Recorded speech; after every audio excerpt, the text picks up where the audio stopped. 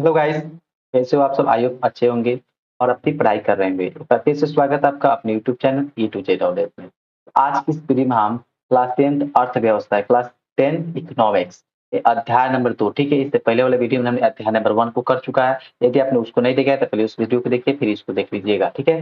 तो आज की इस वीडियो में हम अध्याय 2 क्लास 10 अर्थव्यवस्था के अध्याय नंबर 2 क्या है? राज्य एवं राष्ट्र की आय, ठीक है। इस चैप्टर के पूरे पूरे चैप्टर के निचोड़ इस वीडियो में हम लोग लिख रहा है। यानी इस चैप्टर से जितने भी आपके एमसीक्यूज बनने वाले, जितने भी मोस्ट इंपोर्टेंट एमसीक्यू होने वाले हैं, आज इस वीडियो में पूरा क्लियर करने वाला है। ये छोटा सा चैप्टर है, इस चैप्टर में कुछ प्रश्न होंगे, उतने प्रश्नों को आप देख के जाइए जितना हम लोग बता रहे हैं। इतना यदि आप करके जाते हैं तो आपका बोर्ड एग्जाम में इससे एक भी प्रश्न छूटने वाला नहीं है, ठीक है। तो फटाफट से इस वीडियो को स्टार्ट कर लेते हैं। मेरा नाम है वाहिद रेजा और आप देखते हैं अपना फेवरेट से YouTube channel E to Z knowledge. चलिए स्टार्ट करते हैं।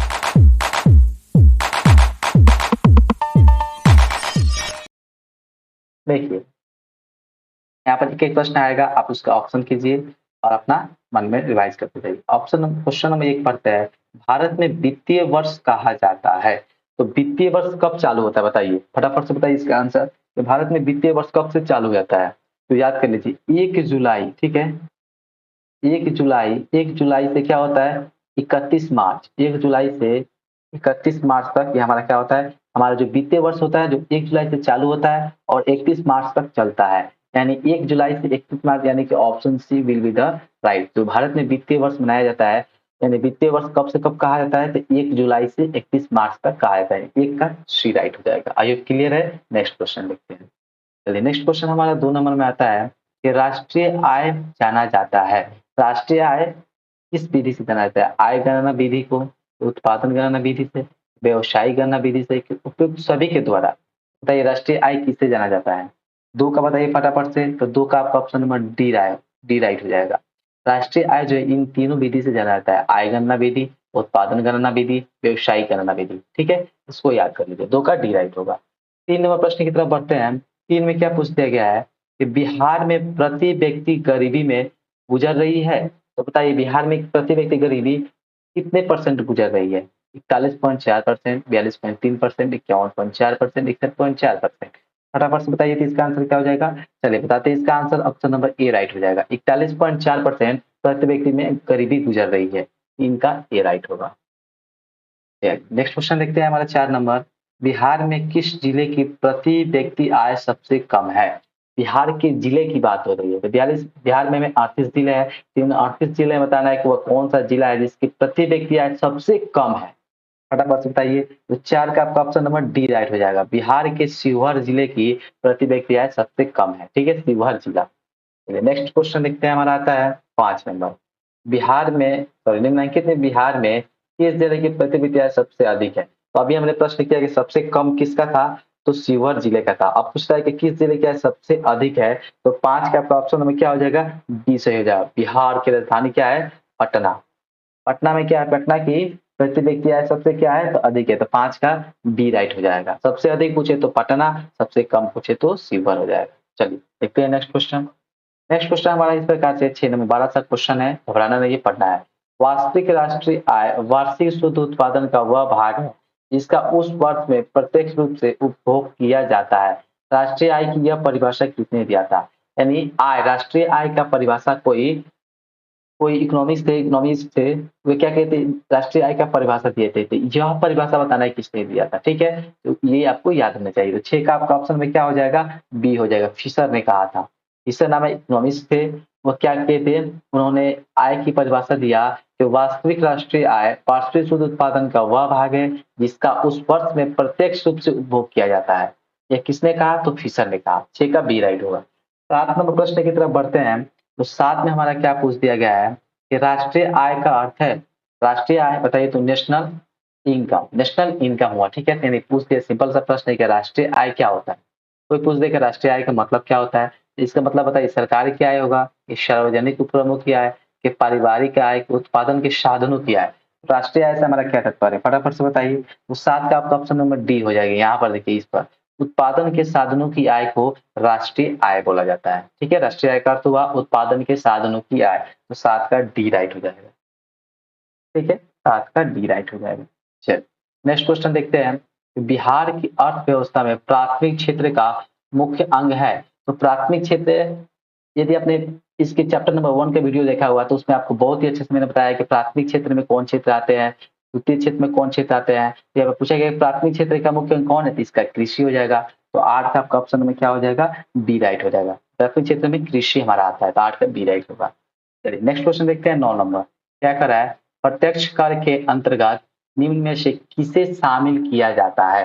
प्रत्यक्ष कर के अंतर्गत इनमें से किसे शामिल किया जाता है। आयकर, उत्पादन कर, इनमें से कोई नहीं, कि बिक्री कर। तो बताइए फटाफट से। चलिए इसका आंसर हो जाएगा यहाँ पर 9 का आंसर आपको बता दें क्या हो जाएगा, ऑप्शन में ए हो जाएगा। प्रत्यक्ष कर के अंतर्गत आय कर को रखा गया है, ठीक है। 9 का ए राइट हो जाएगा।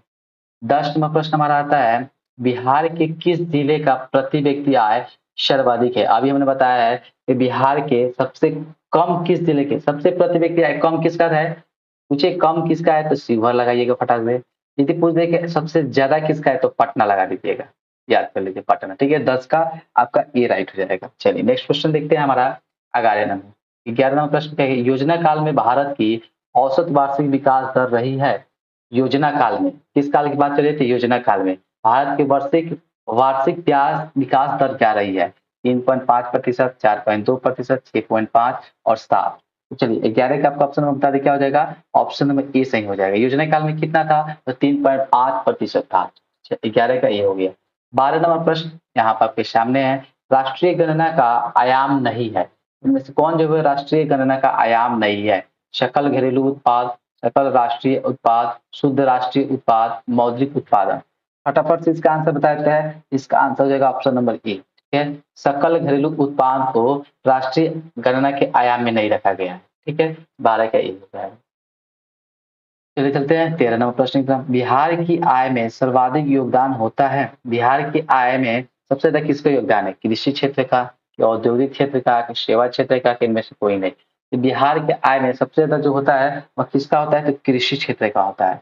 बिहार के आय में सबसे ज्यादा योगदान किसका है, तो कृषि क्षेत्र का, क्योंकि बिहार के अधिकांश जनसंख्या क्या है, कृषि पर ही आधारित है, फार्मिंग ही करती है। तो इसमें सबसे ज्यादा योगदान किसका होगा, तो कृषि का होगा। 13 का ए राइट होगा।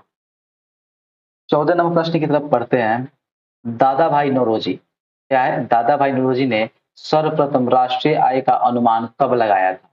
दादा भाई नौरोजी जो थे वे राष्ट्रीय आय का अनुमान सबसे पहले कब लगाया था बताना है। तो 14 का आपका ऑप्शन नंबर ए हो जाएगा। सॉरी 1868 ईस्वी में इन्होंने क्या किया, राष्ट्रीय आय का अनुमान लगाया, ठीक है, अनुमान लगाया। 14 का ए राइट होगा। 15 नंबर क्वेश्चन आपकी स्क्रीन पर, कार्यों के बदले में जो पारिश्रमिक मिलता है उसे क्या कहते हैं। यानी काम कीजिएगा तो उस पर आपको क्या किया जाएगा, कुछ रुपया दिया जाएगा, तो उसे क्या बोलते हैं बताइए तो फटाफट से। उसे आय ही तो बोला जाता है।